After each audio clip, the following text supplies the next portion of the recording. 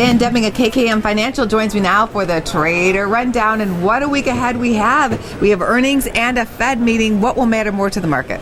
Well, I think it's going to be a combination of both. Really, it's going to be, if there's going to be any hint coming out of the Fed, which I think the market anticipates that there's probably not going to be any activity. So, what do you think? Will we get a rate hike or not, Dan? Oh, I think that we will not. I'm thinking that that's why you're seeing the market kind of react the way that it has the last couple of weeks when you look at the likes of the financial sector coming under serious pressure, because I think that initially going into the end of last year that it had priced in a few more rate hikes.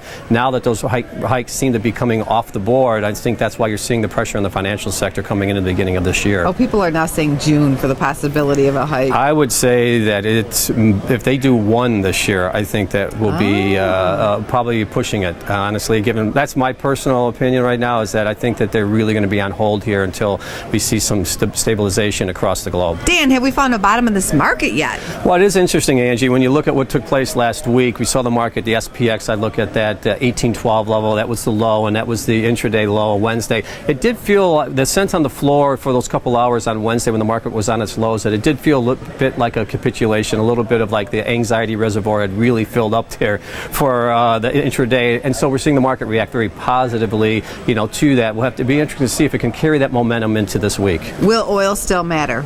I think oil will still matter for quite some time, until there's some stability there. Certainly the fact that it was able to come off those lows and close actually up on the week last week, I think that's another significant tell that at least short term the market will be able to handle that. But overall, I think that these levels, it's still going to be a challenge for the market to gain any traction. Thank you, Dan. Have a good week. Thanks, Angie.